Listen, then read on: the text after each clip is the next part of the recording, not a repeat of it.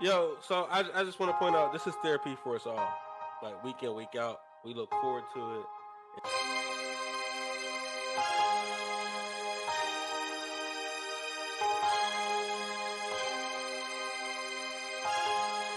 Listen, Fellas, it's gonna be one of them nights. it's gonna be. I'm telling you.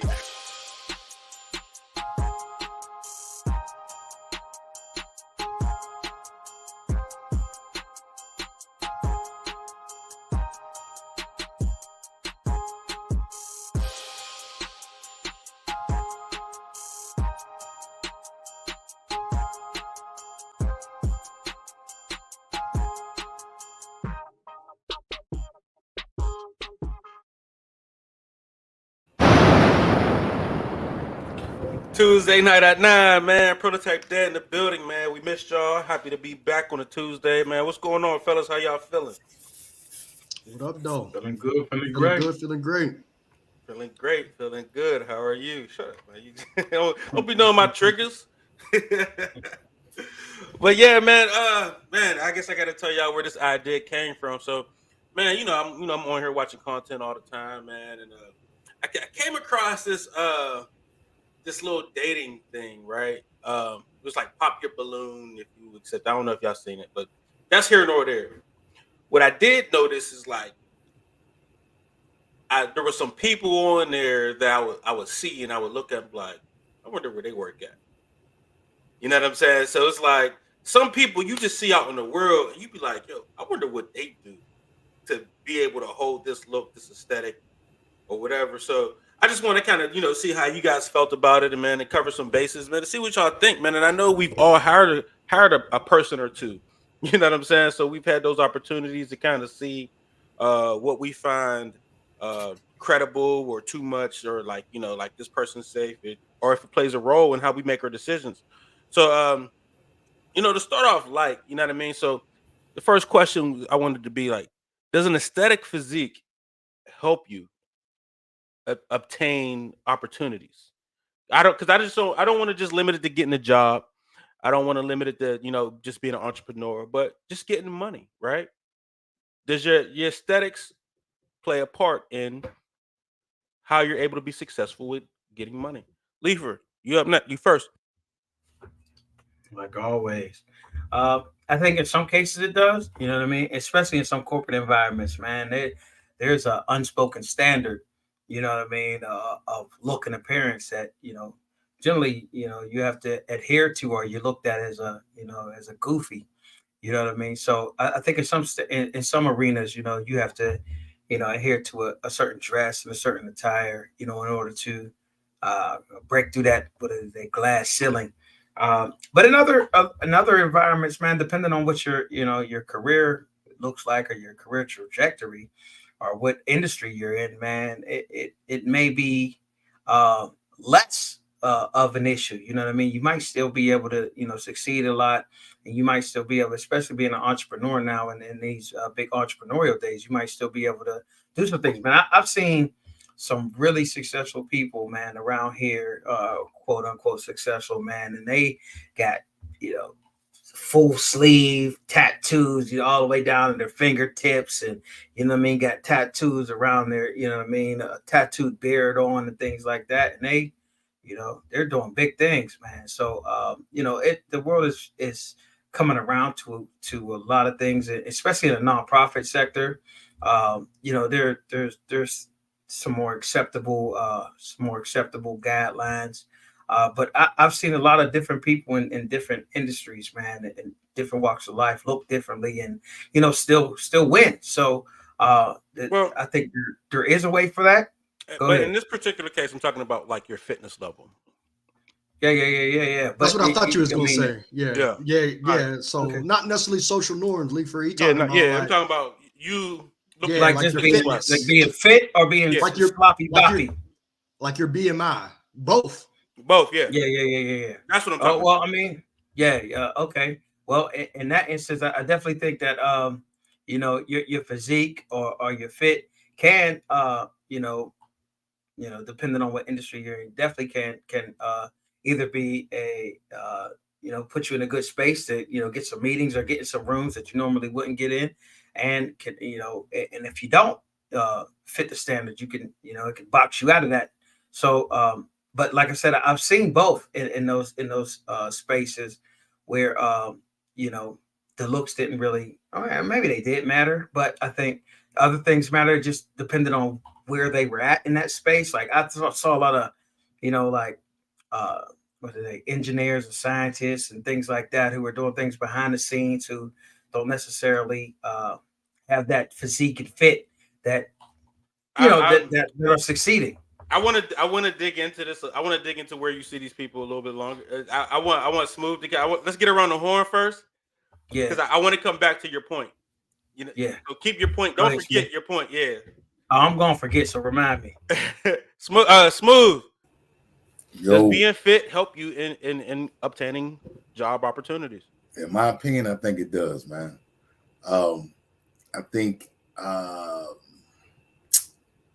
higher you climb up that corporate ladder, you start to see different people looking a certain way. You know what I mean? You on the bottom end, man, you probably there all day. You know what I'm saying? Most of the cats, I ain't gonna say most, but you'll see the ones you'll see out of shape and sloppy. You know what I'm saying? They entry level people. But the higher you go in management, those are the ones that go to the gym before they get to work. You know what I'm saying? They coming to work with their duffel bag, going to the gym. They clock out at 5. They hitting the gym. You know what I'm saying? I mean, it's just my personal point what I've seen. It's to the point now, man. Like they kind of pushing me up for a promotion, whatever. You know what I'm saying? So I mean, I'm trying to drop my weight now. You know what I'm saying? Because I think when I get into that position, I want to look the part. You know what I mean? I'm laughing with you, Mo, because I already know where I know where your head is. I know where your head is. Mo better. No, so Smooth. Man, and I think that's what's dope about this show is sometimes, man, we kind of answer our own questions.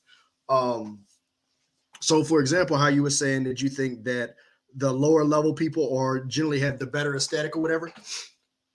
Possibly, but sometimes it's actually in reverse. No. I didn't say the lower level have the better. They got the worse. Yeah, that's what I'm sorry. That's what I meant. So, but I think it's actually in reverse.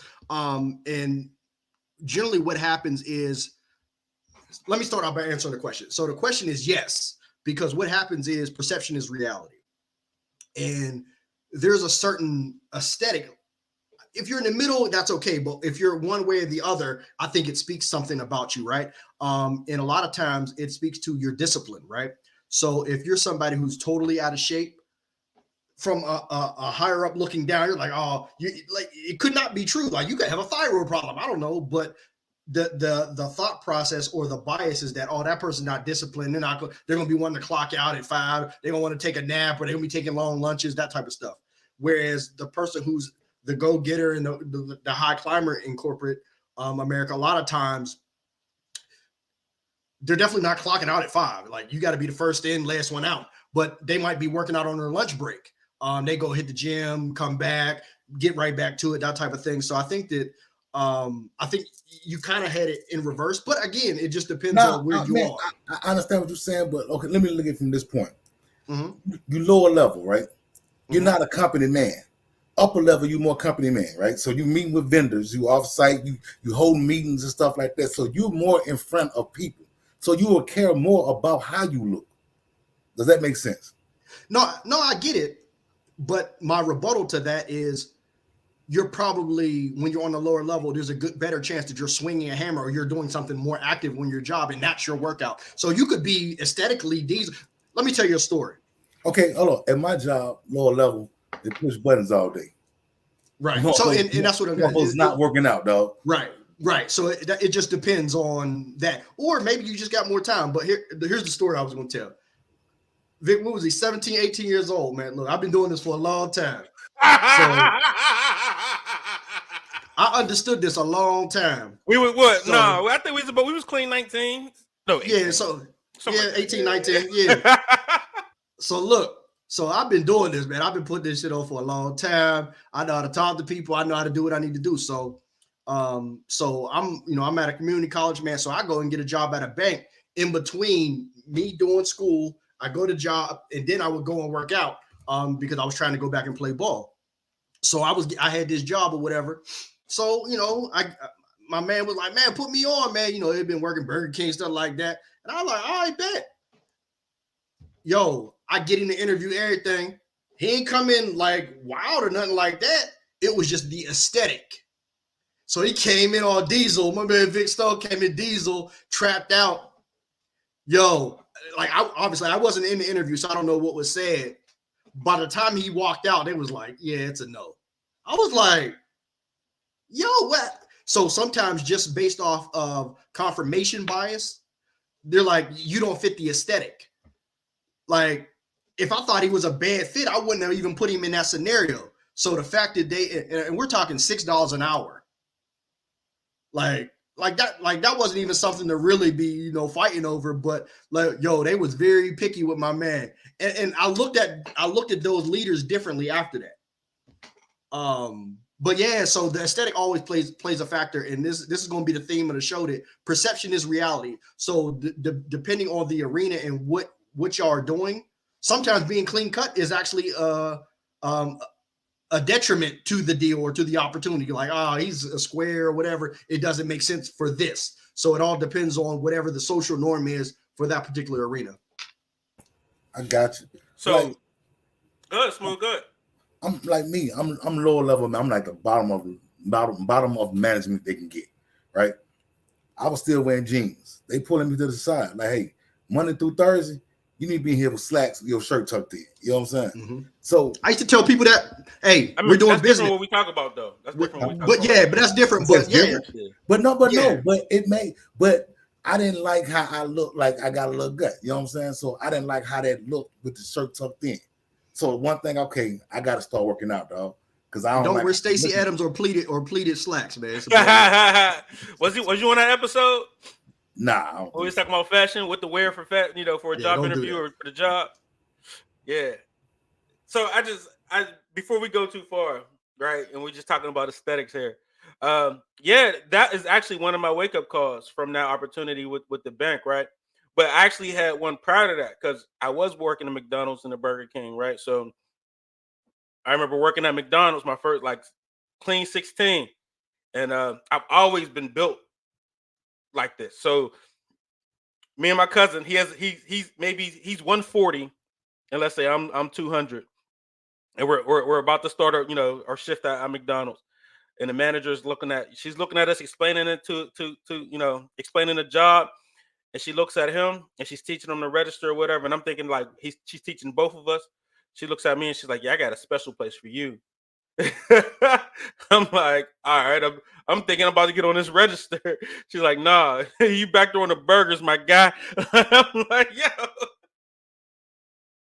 I can do the register too. But it's the overall aesthetic.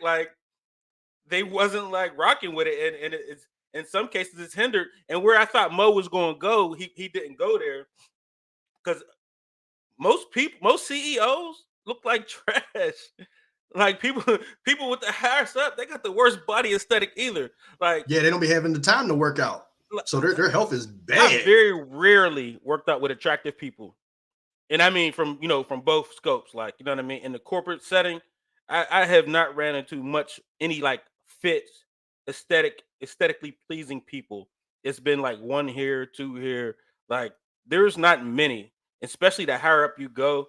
It really gets out of shape at that point. There's some that stay thin, and the runners maybe, them runners got a different look. They're just green beans or whatever. But it's never anybody that's works on their body or anything like that. And I thought you was going to bring up the idea that what's the dude from the Bulls, the owner from the Bulls that looked, or the manager, or was the manager or the general manager from the Bulls? Jerry Krause. Yeah, Jerry Krause. Yeah, I thought you was going to bring that up. Yeah, for sure. But yeah, so a lot of times when folks are climbing, they might be working on that, but once they got to where they need to be, it's secondary, man. They trying to stay there. So Yeah, There's levels to it. only in movies do the CEO look is It's levels attractive to that it. way. Yeah. Well, no, it's not. So that's not totally true because Not so, totally. I mean, we're 'cause talking you about can't be bad. generalities. Yeah, you can't be bad looking either as a CEO. So that's part of it too. Like you can't be out of shape or or poorly dressed and stuff like that because that plays into it. So I think industry also plays a part too, right? Like, so, well, no, not actually. Like, I know a lot of attractive people running real estate, but I've seen, like, on the flip, I've seen a lot of unattractive people in real estate, and they really get in the bag. You know what I'm saying? It ain't us though. It ain't us. It ain't us. You understand what I'm saying though? yeah. Buying a house But from somebody ugly is crazy, dog. what'd you say? That's crazy.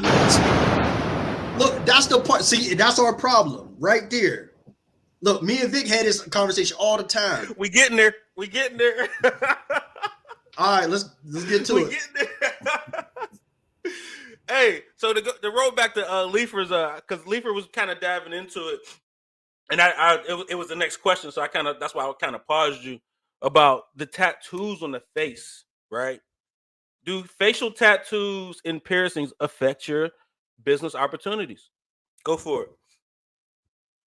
Certainly can, depending on what industry you're in, man. But like I said, man, the world is bending towards being a lot more lenient in certain arenas. I think the more you get into like corporate stuff, and the more you get into international stuff, then you got to not only worry about what your aesthetics mean in this country, you have to worry about what your aesthetics might mean in another country, and you have to worry about how you might offend somebody from a different culture, or you know what I mean. You got to be knowledgeable about their cultural norms, so you don't affect the business. So in some arenas, yeah, it definitely might be something, man. But like I said, I've seen people in high up positions, you know what I mean, vice president, CEO, XYZ, with, like I said, man, full sleeves and you know what I mean, tattoos on the face. You seen VPs with tattoos on the face, CEOs with tattoos on the face.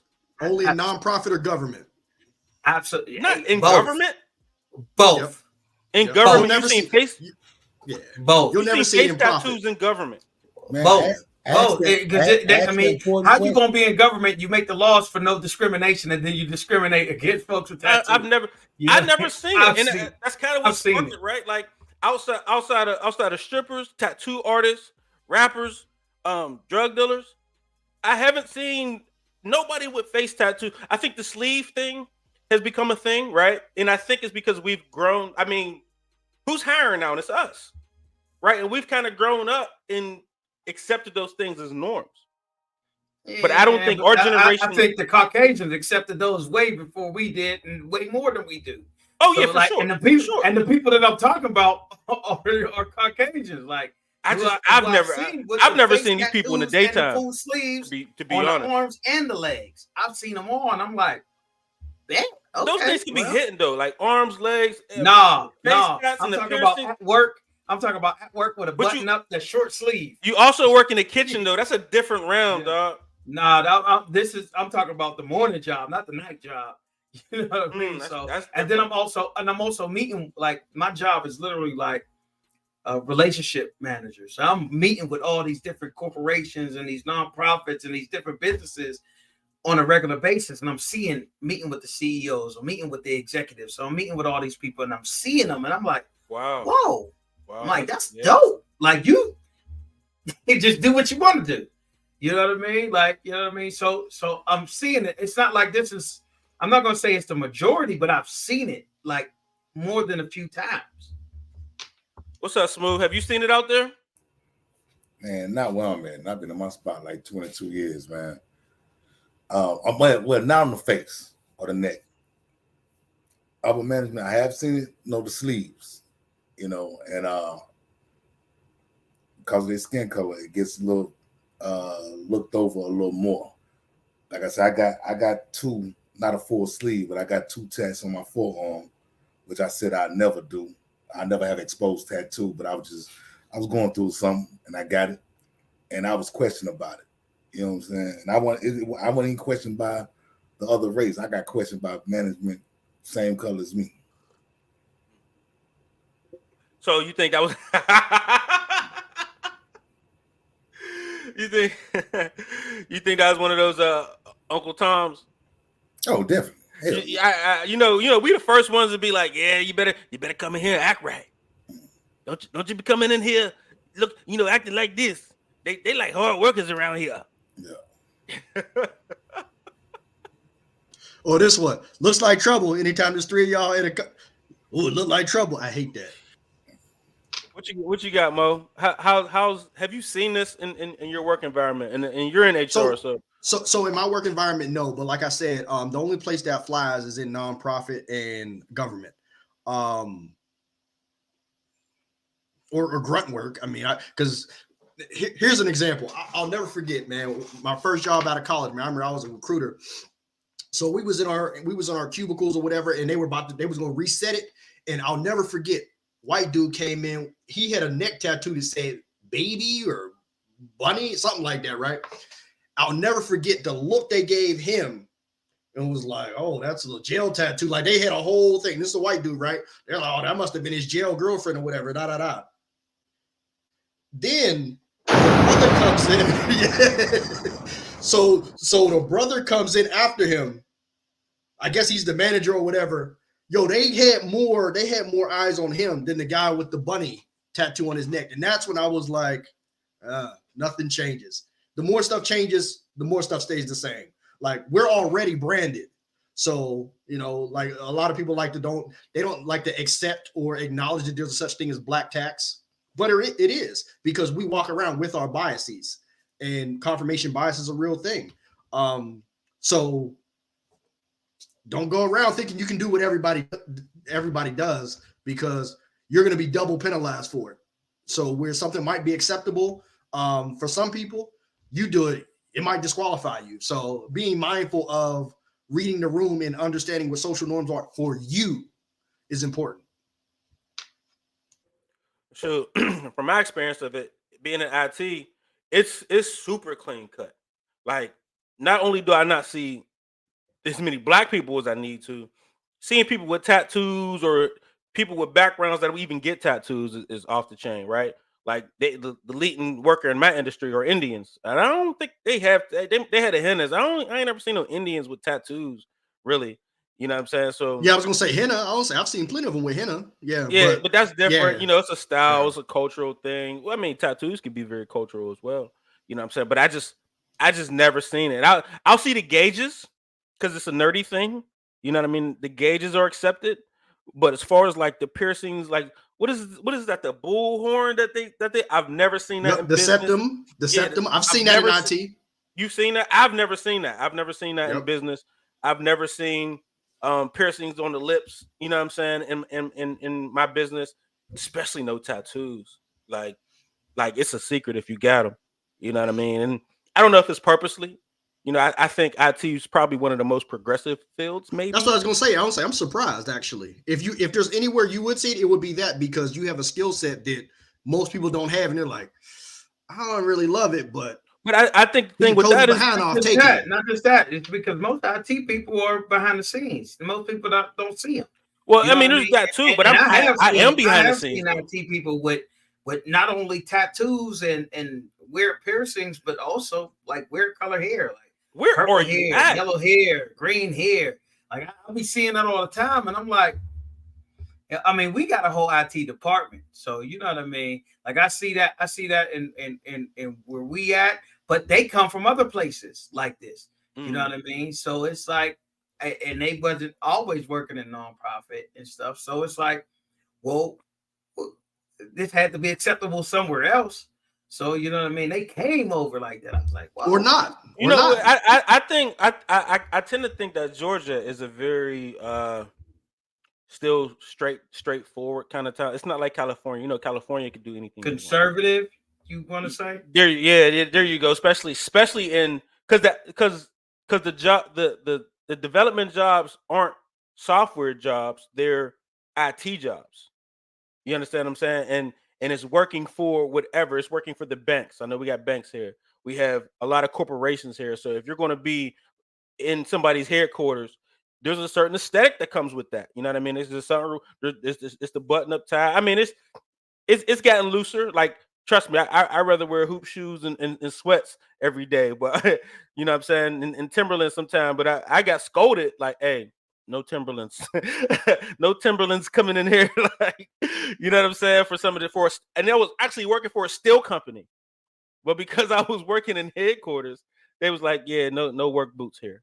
You know what I'm saying? I thought I was fly, but that's something different. But I definitely don't see the green hair, you know what I mean? But it's like I said, it's probably because the IT departments I've been in were in healthcare or some type of business orchestrated, or a banking system. You know what I'm saying? Like, so I can see that in Cali, it flowing like that and it being like super strange but for the day to day, and maybe it's a Georgia thing, and maybe Pittsburgh is not so conservative anymore. I don't know. You know, they say Pittsburgh is the new San Francisco. So, Ooh, you know what I mean? It is what it is. It do is you mean what that it in every is. way? Nah, just in the terms of the bridges, the bridges and the culture. You know what I mean? As far as how they do, Do you do because you mean that in every way? What's the Asian population in Pittsburgh right now? I mean, I don't know what the Asian population is. Probably really small, minuscule. But as far as tech, you know what I mean? The tech goes. We got the tech over in Pittsburgh. We got, the bridges over in Pittsburgh. We got a lot of the foodie culture in Pittsburgh. So they're saying a lot of people been saying lately, like, we the, San Francisco of the East. Hmm. So to get into this age, I don't know how much time we're gonna spend on the next one because me and Mo Better have been arguing about it for years. Absolute years. Do your spouse aesthetics play a role in how you do business? Leaf, are you up?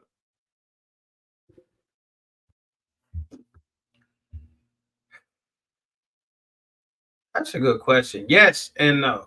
I mean, yes, your spouse is always going to play a part in that because, especially if you're doing business as a man, the first thing men is looking at, if you coming in with somebody on your arm, they're looking at that. They're looking to see what the aesthetics is of your partner, your wife, or whoever you're bringing with you, because they sizing you up, from the moment you walk in the room. So yes, it plays some part, but in in in a small way, if you weren't, say you weren't what, you came in by yourself and you didn't have your spouse, and you didn't take your spouse to those different spaces, and oftentimes, people aren't able to do that because of schedules. You know what I mean? Sometimes it doesn't even play, it doesn't play a factor in it. But definitely, if you walk in the room and they're sizing you up by what your spouse looks like, for sure. So it'll definitely play.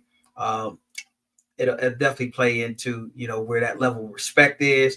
You know what I mean? How they look at you and your decision making and your decisiveness, and what how you pick, you pick partners and how you would pick other things. So I think it definitely plays a part. How big of a part, I'm not sure. Smooth.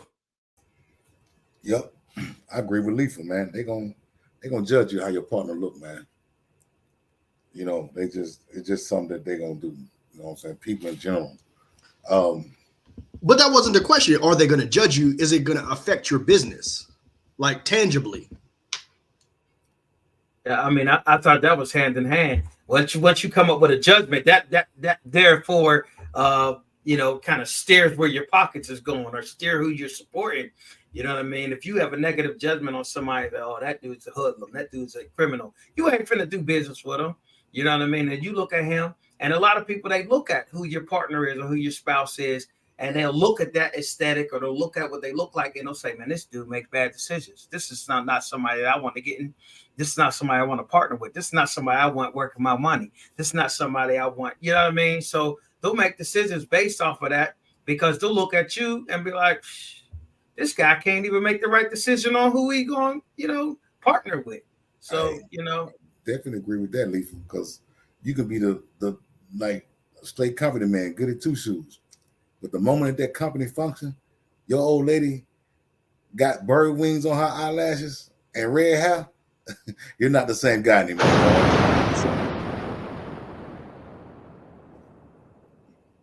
No, I absolutely agree. Mo Better, where you sit? So All right, I got time today. Look, no, so now, granted, obviously in the extremes, yeah, like if you bring a hood rat to the, okay, yeah, that's not a good look, but that, I don't. So I think if they're able to use that to slow your money or slow your business or whatever, you lack soft skills or you lacked leverage to beat her anyway. I'm not saying you need to have a Ford model on your arm, and I'm not saying you need to have Precious either, but if you just have an average lady and y'all walk in, like, no one cares. And in the circles that I go to, it, like, literally, they're not. So in this case, it would matter because of who my wife is, but like generally, like, they don't even care, like, and they don't even like what you like. So if you walk in with a black woman, did you think is fine? He's like, oh, Shaniqua, like, he doesn't care. So like, there's lack of judgment. Now there could be now there is a but. Let's say you have a black woman manager. Could cause you an issue there. If she think what if you come in with Betty LaFaya? What if you come in with Ugly Betty? What if you come in with Betty LaFaya? That just means Ugly Betty in Spanish. Well, what if you come in with Ugly Betty, or you know what I mean, or you know what I mean, some some girl who's less appealing, who doesn't really look like she garners your time. You know what I mean? So what about that instance? If it's so far off the stream. Yeah, so if it, like I said, the extremes, that counts. They're like, okay, maybe he's not who I thought he was or whatever. But like, long as you're within where you're supposed to be, like, no one cares. At least when you're really doing real business, nobody cares. Like, hell, like, so I'll put it this way. I've even seen people who thought that.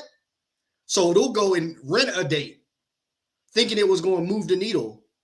It really doesn't. Like, I mean, if you have to do that, it's because you lack the leverage to actually be there, and you're trying to get something that you don't deserve. I've never seen that happen intangibly. Oh, hey, you see Vic Stone? Oh, he had that, was promoting. Like, no, either he's good enough to have the promotion or he's not. So I don't really see that tangibly working. It might give you some attaboys at the water cooler, but I don't think tangibly it makes much of a difference. Yeah, but not necessarily for promotions. But like, what about business? You doing business with somebody? You know what I mean? You trying to get like what? Give me an example. Like, say say I'm in sales and I'm trying to, you know what I mean? I'm in food sales or whatever, and I'm trying to get a big contract with Del Monte. You know what I mean? And I'm at this function or whatever, but a Del Monte or GFS or Cisco or Paragon or one of the big purveyors, and I'm at a function or whatever, and I'm with all the big wigs. You know what I mean? And and I'm there, and I need to get their business. It's not about getting a promotion from them. It's about them respecting me enough and trusting me enough to get the business.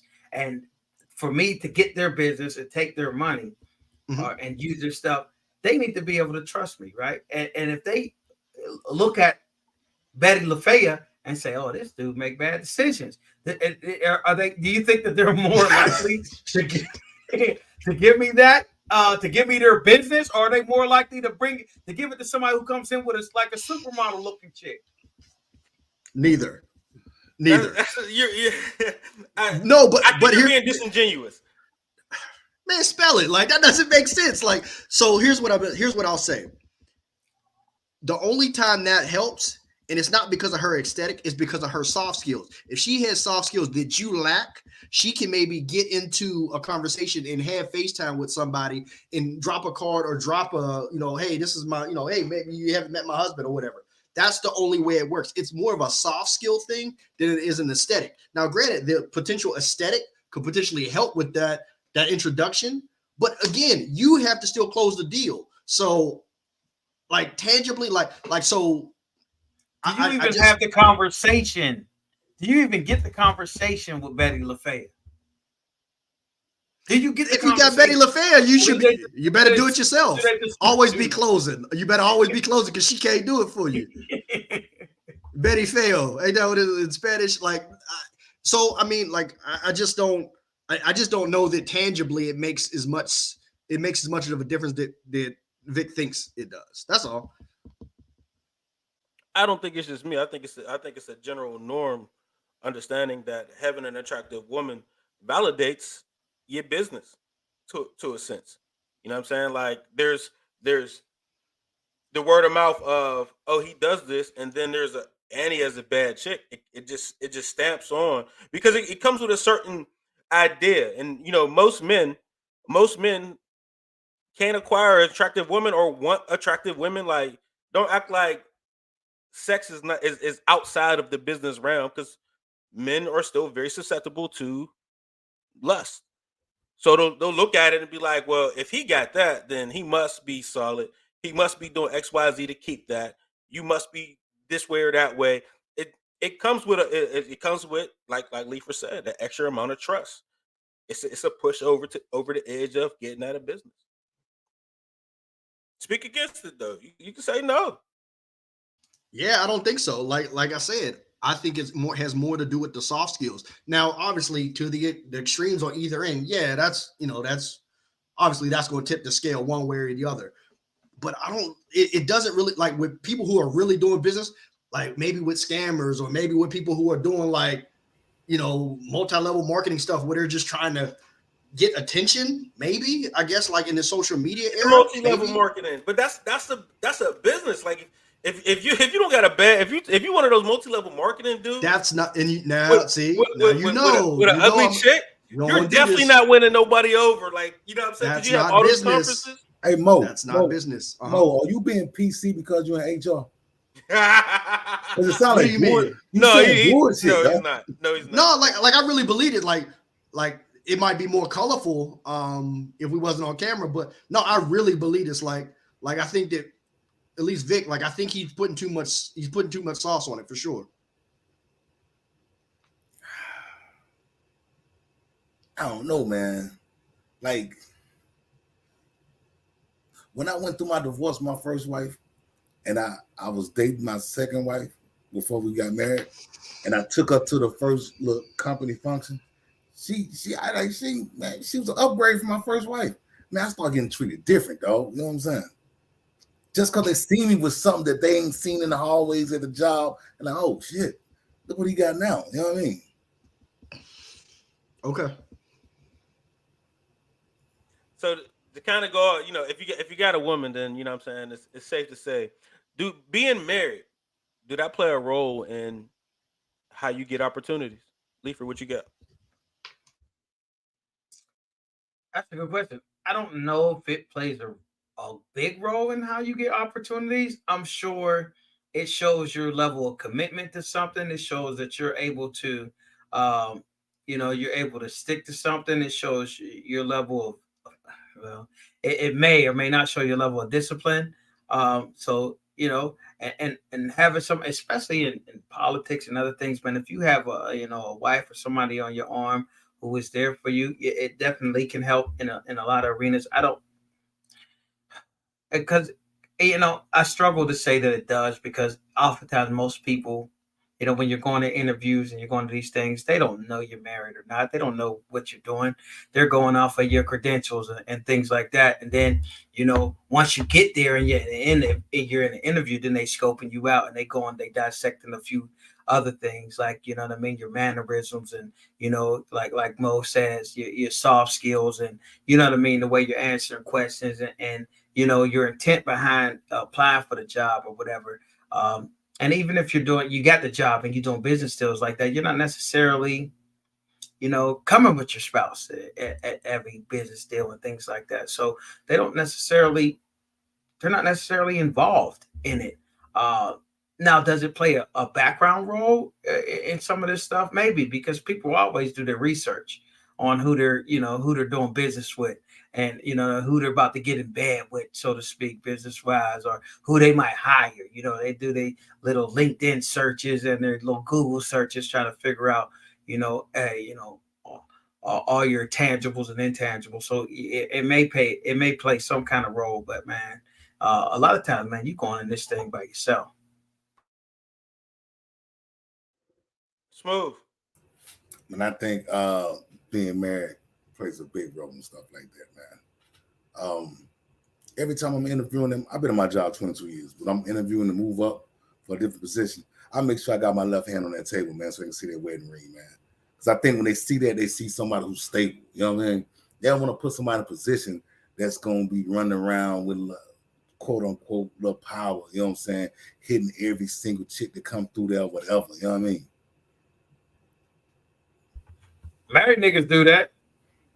Yeah, Right. man, but on the low, I mean, that's behind the scenes.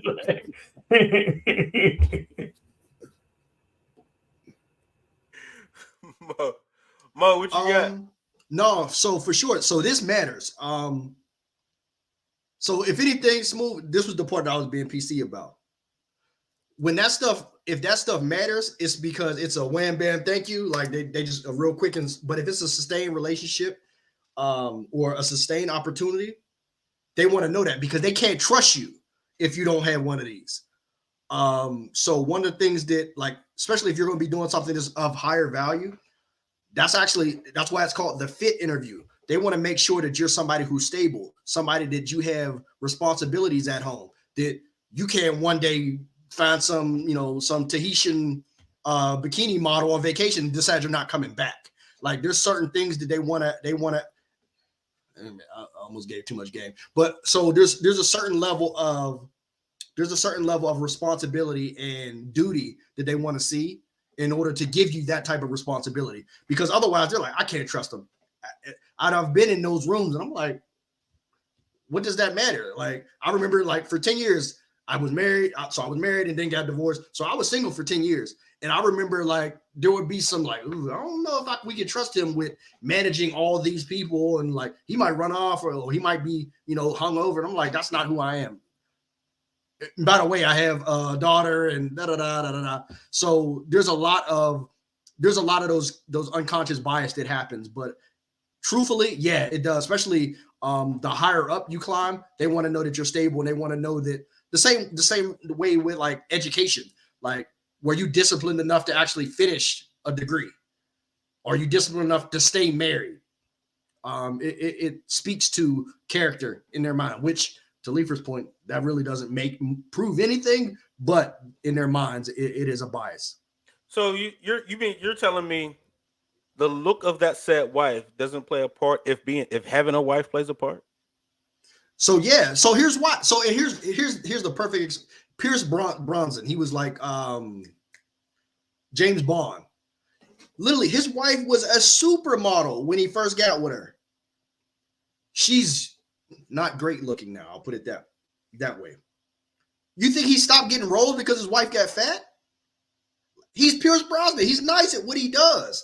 So it's not like he's losing opportunities because his wife currently is not great looking. So if you actually have leverage and you have value to the deal or to the business, that's the last thing they're going to like tip the scales on is, oh, so you're saying be perfect. That's saying like, no, you got to be the best person in the room. You got to be the best person in the room. You had no room to slack if your wife is not attractive. Basically, is what you're saying. You better be overqualified. That's not be qualified. That's what I'm saying. No, you're saying overqualified. No, be qualified. Because being underqualified and having a hot wife, that's hope. Hope's not a strategy. So no, that's not. So you're saying if two qualified people and one has a hot wife and the other one has a less attractive wife, who's going to take less money? Who's going to take less money? Same amount. Same money. Who's going to take less money? Same money. No, either way, like wife.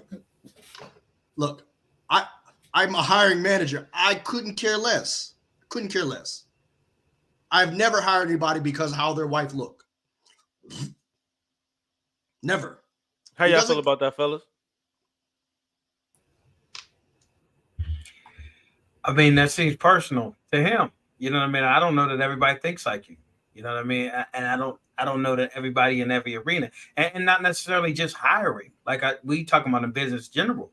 You know what I mean? Whether it affects, your business, your money, whatever comes in, you know what I mean? Your partnerships, whether it affects it. So maybe to you personally, it doesn't affect you, you know what I mean? But who says the 99.99% it doesn't affect? So what advice would you give though, right? Because we're solution based. So what advice would you rather give someone, a young guy coming up watching the show? Would you rather tell them build you and make you a great option. So you're not having to in every arena. So you could get, so you can get the interview with the great company, and you can actually get the time with the hot girl that you want.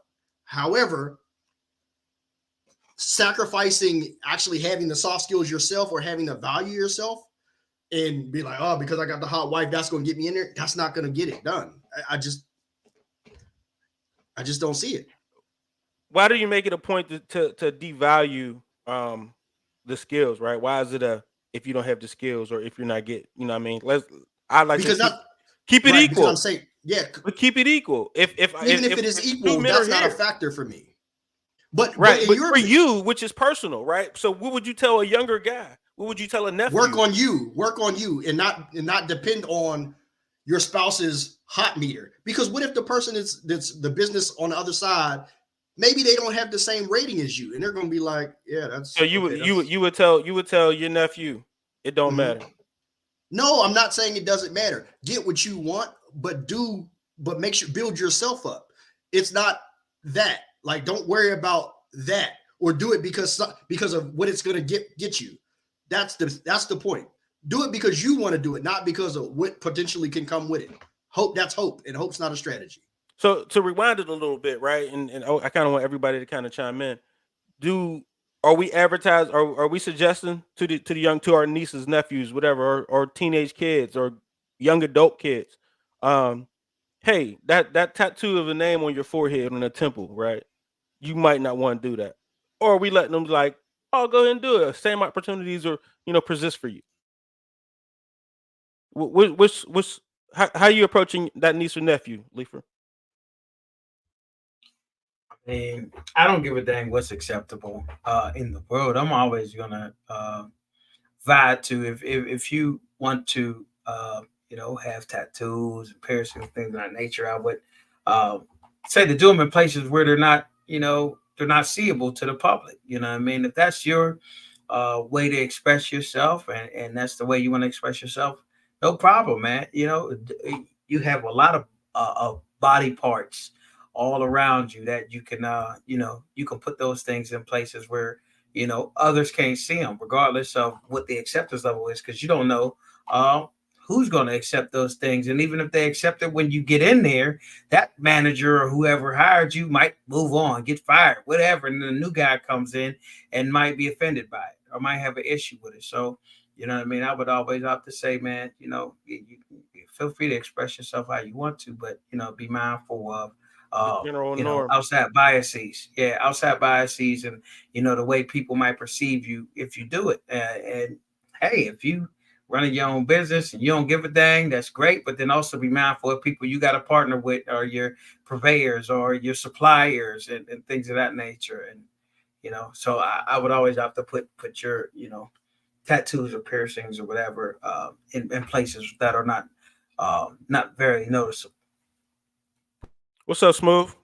Oh, I guess, would you hire somebody with the face tattoo? Because I mean, you've hired, right? So would you hire somebody with the face tattoo, facial piercing? And what I do, probably, and especially in the kitchen too. I mean, we got felons. The kitchen. So you know what I mean.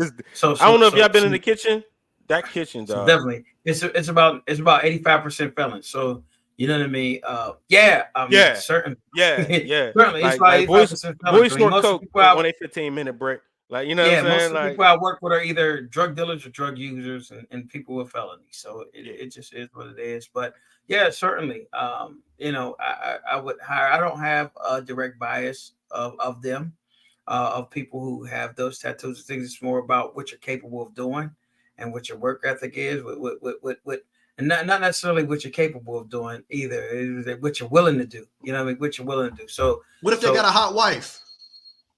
I mean, that's all another thing. I don't necessarily see their wife, you know what I mean, and so that's a little different. I'm not in that space where I see their wife. It's usually the one-on-one, but it just depends on what they're capable of doing, man, and what they're willing to do. So I'm willing to hire, but for me, if I'm talking about my nieces and nephews and my kids, man, I got to think about those who don't think like I do. You know what I mean? Who might have those biases and who might try to, block them out or be those gatekeepers that, stop them from being able to succeed and be, be successful in their crafts. So, yeah, I would say not to, but it wouldn't stop me from hiring somebody. Smooth. What are you suggesting, and would you hire somebody with those kind of features? I got a niece, nephew, son, whatever. I'm telling them don't do it, right? If you driving that forklift at that warehouse and you go get that tattoo, be comfortable driving that forklift. You know what I mean? Because the opportunity gone, man. You know what I mean? It's done, player. You know what I mean? Would I hire somebody? Maybe.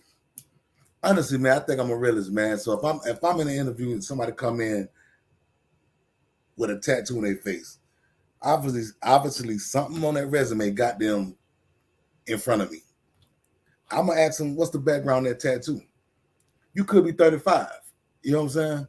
Look, HR said no go. HR said you can't ask that question. I can't. Hold on. Now it's gonna be the Bartholomew something warehouse. He now owns your warehouse. He's hiring you. HR said no. No. Man, my thing is, do we hold a 35-year-old accountable for a mistake he made when he was 19 years old? I don't think if it's a permanent one, yes. I don't think a 35-year-old person is doing that, to be honest. Maybe. No, he's saying they got it at 19, but he's 35 now. Yeah, but I was saying 35 is that's our age. We wasn't doing that. I don't think we was doing that. That's going to be like the Gen Zers, the ones that are just now coming into.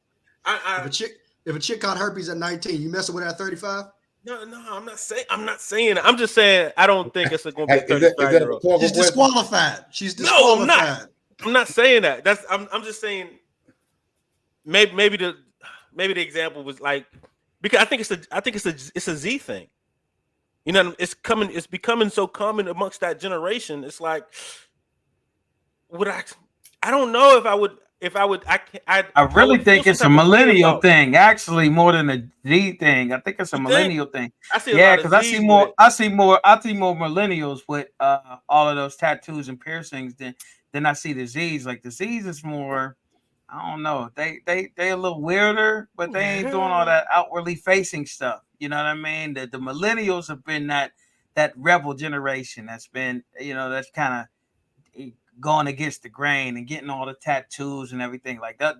That's who I see with all the tattoos and piercings and the weird color hair and all that stuff. Just came across my head though. It's kind of like it's like wife and somebody that's a sex worker, right?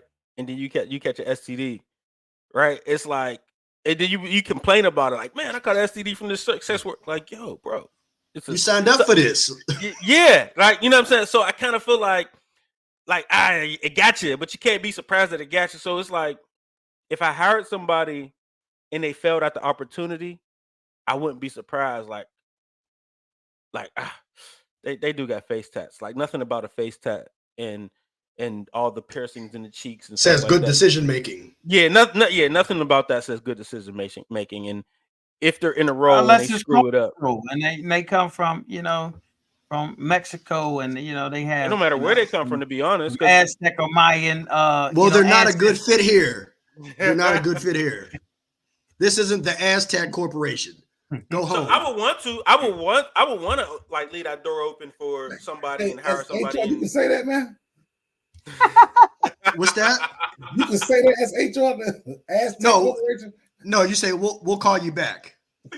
If we have anything, we'll call you.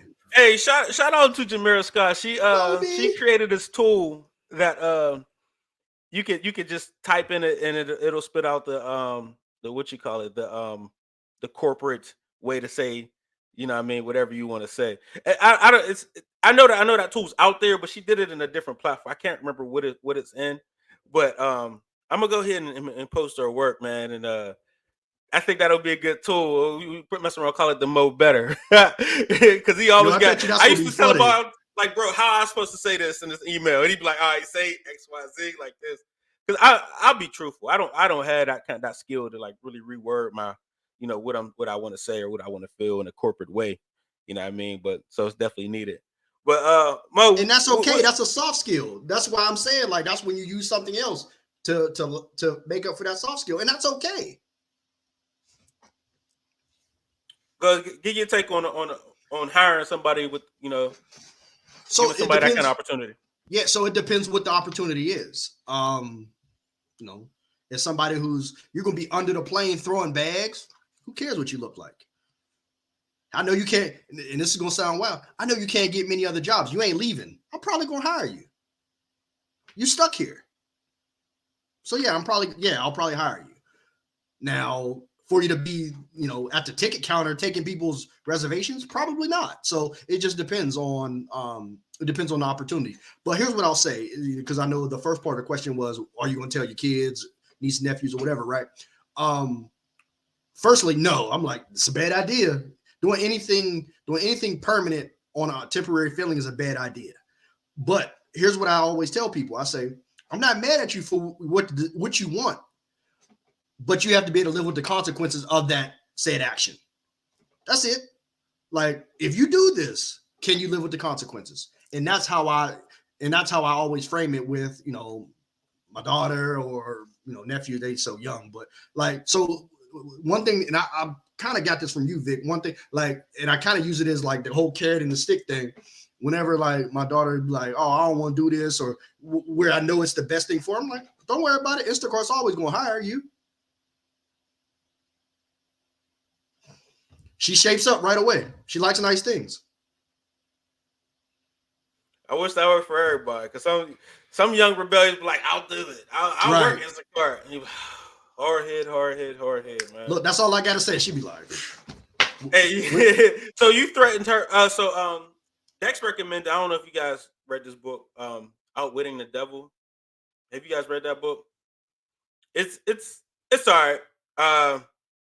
But that's one of the tactics in the interview. It's a dude interviewing the devil, and he's saying, how do you manipulate people? How do you get control over people?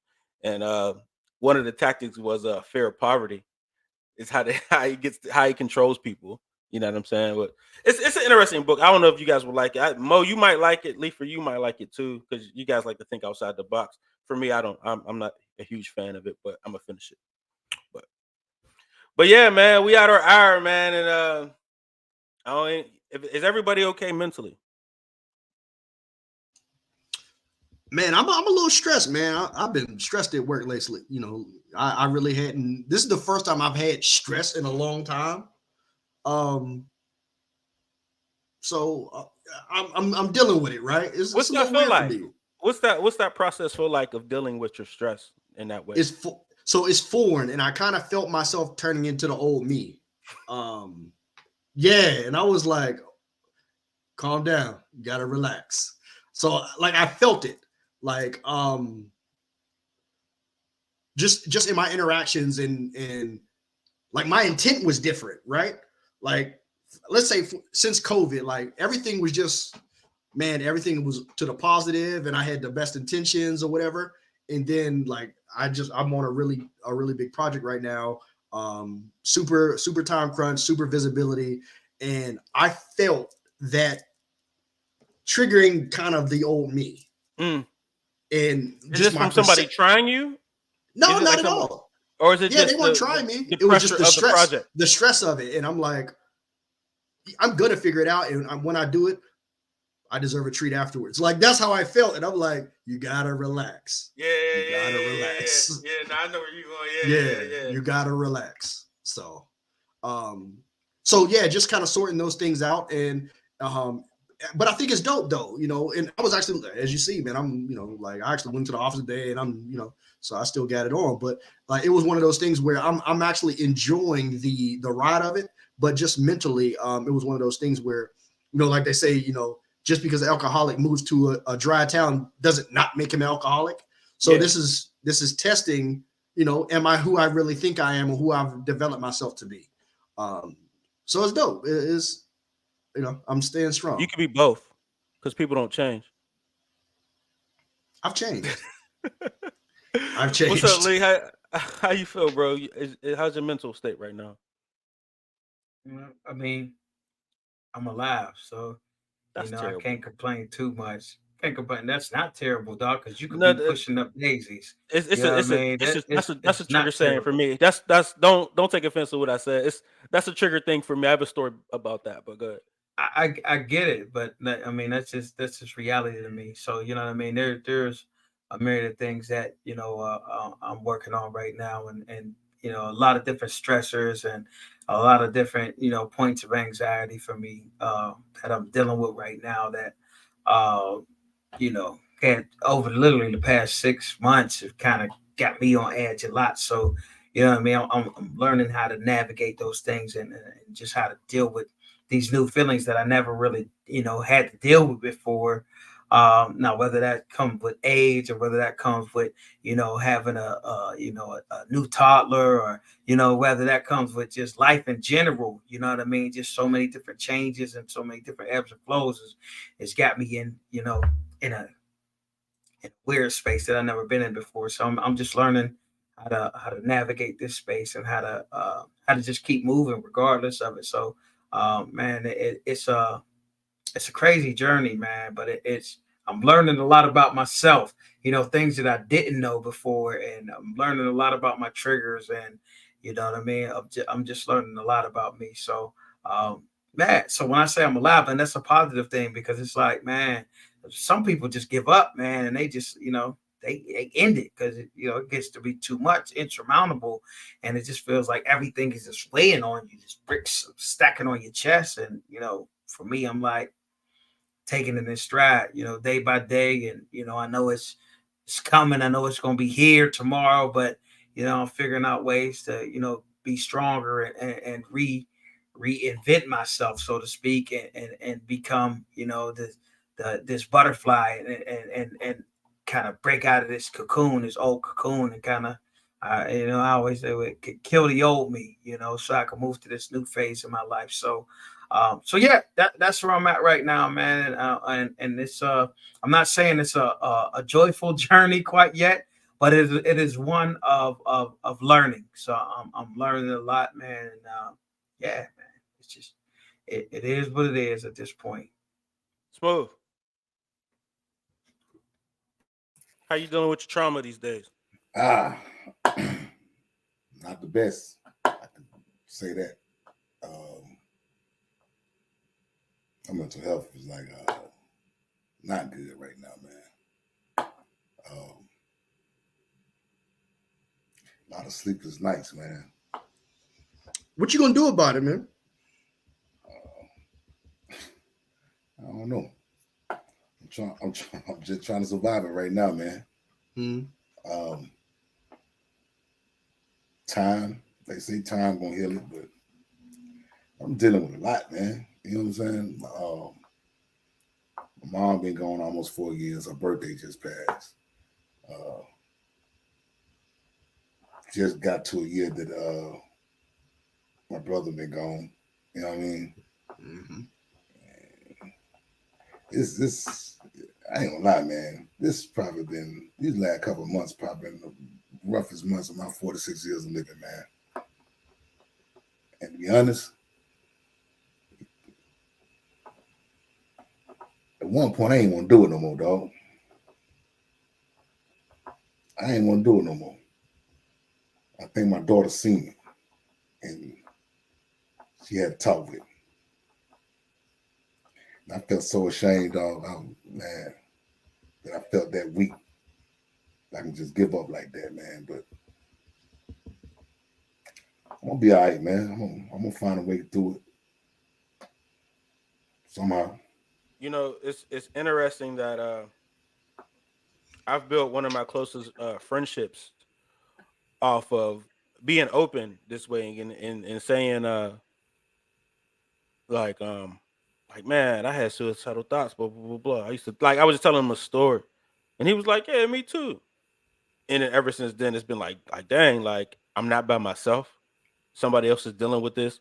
You know what I'm saying? Like people might look at us and be like, oh, we got it all together, man. There's been plenty of times I'd be like, man, what else is left?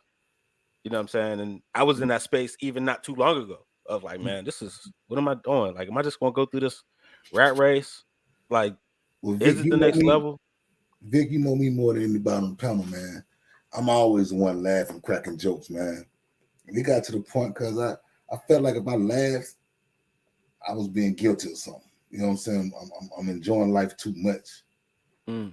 And it's like, man, I didn't even have nobody to talk to. I couldn't explain, like I didn't even know how to explain to people how the fuck I'm feeling right now. Just feel guilty about the fact that you're still living. Yeah, man.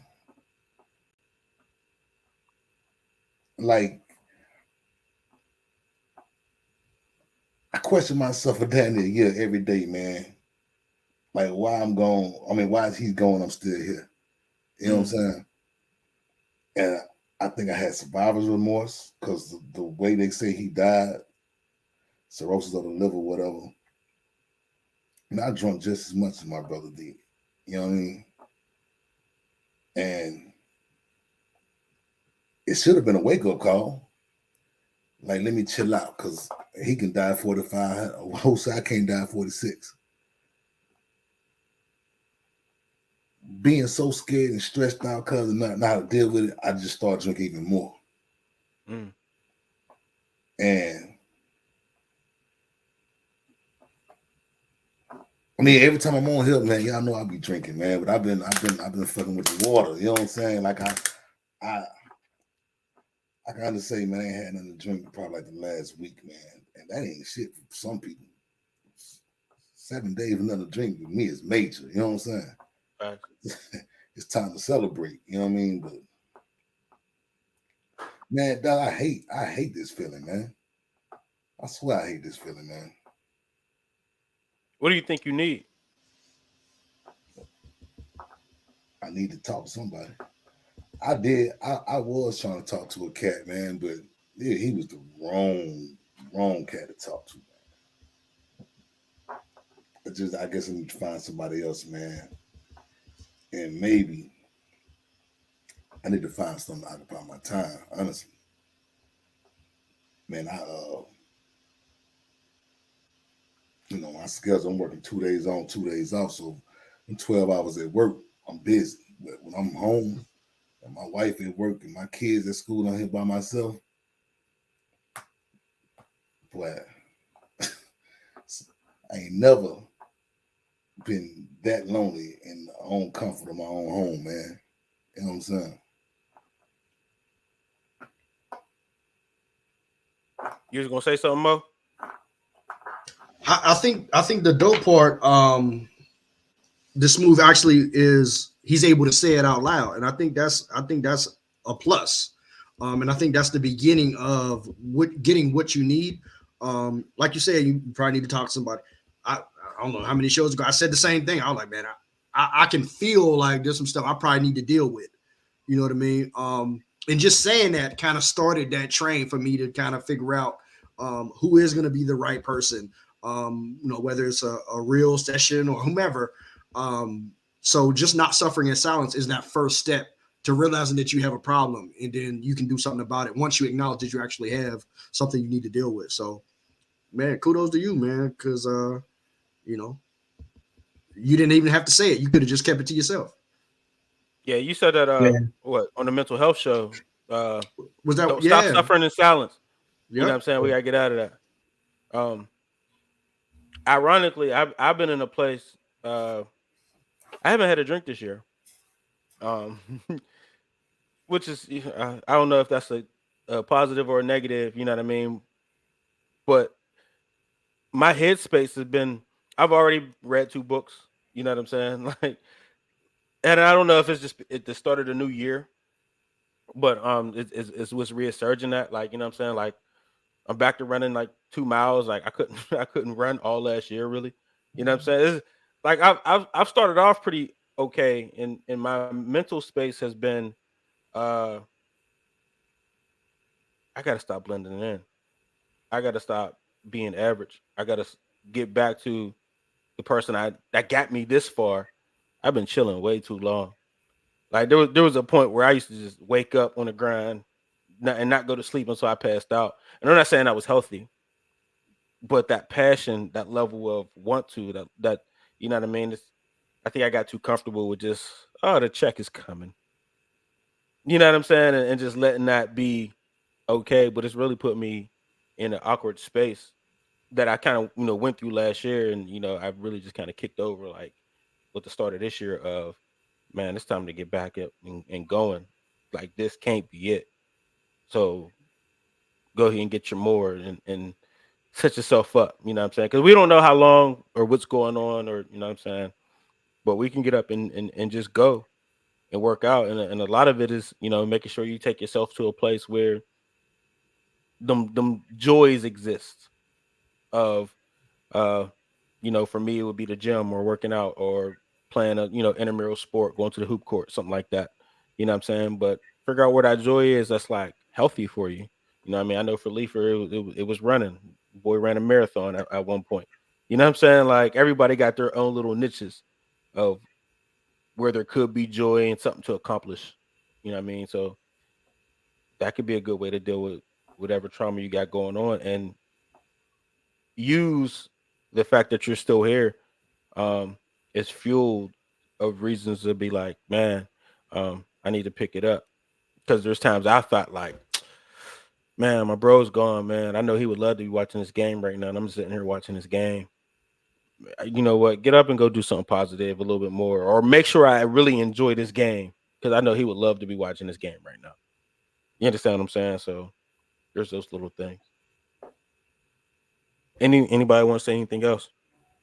Yeah. What I'll say, man, it is, man, kudos to you, Smooth, because and that's hard. You know what I mean? It's hard to verbalize what's going on inside. It's hard to, be able to say it and get it out. And like Mo said, man, that's definitely the first step. Um, but as we always say, man, as what we've been saying since the beginning of this thing is like, man, this is therapy for us all. Man, sometimes, talking and having these conversations like help me to work a lot of shit that I got going on in my mind now. You know what I mean? Just talking to the guys, you know what I mean? And just having these dialogues and understanding like I'm not in this by myself, man. We all going through this stuff. You know what I mean? We all got to maintain a strong front for our families. We all got to, you know what I mean, stay on our, you know what I mean, on our P's and Q's, because we got to lead our households, and we got to go out here and we got to grind to make it happen and be the leaders of our households. So, you know what I mean?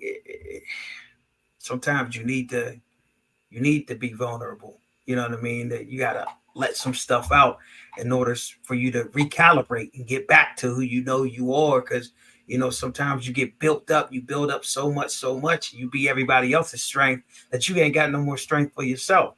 And you know what I mean? You just got to be able to take a step back and like you said, just verbalize it, let it out. For me, man, it got to a point where for me, and I don't want to make it about me, but for me, I had to say, you know what? This is therapy for us all, but it ain't enough therapy for me. And I had to get some more therapy and calling a professional and be like, yo, I'm going through some stuff right now that I ain't never went through. I ain't never felt. I don't know what this is, and I need help. And sometimes that's you got to just humble yourself and realize, hey man, I need help. You know what I mean? Because I got people who rely on me. You know what I mean? I got people who care about me, people who love me, and right now I got to get my shit together. You know what I mean? Because I'm not in a space to help myself, and I've been trying to do it by myself, but you don't have to do it by yourself. You know what I mean? Like this is a space for us to, kind of be there for each other. And then, you know, outside of this, you know what I mean, you could get some extra help if you need that, but you got to get back to the Smooth that you know what I mean, to the Smooth that everybody else knows, to the Smooth that everybody trusts and rely on. You know what I mean? And sometimes we all got to do to this, man. We got to step back, we got to recalibrate, and we got to, it's just like, when you work out, you get a strong workout. Sometimes you got to take a day off, and stretch and let those muscles regenerate. And then you go back to it the next day. Sometimes you got to take some time off for yourself, man, and get your mental healthy, because you ain't good for nobody if you ain't right. You got to save yourself before you can save somebody else. Man, just got deep there, fellas. But man, I thank y'all for coming out. You know, I don't got to keep y'all for an hour, but that extra 14 minutes is well worth it. I hope everybody gets some good sleep and go to bed with a clear, empty heart. Appreciate you guys, and that's another Prototype Dad. Yeah. Peace.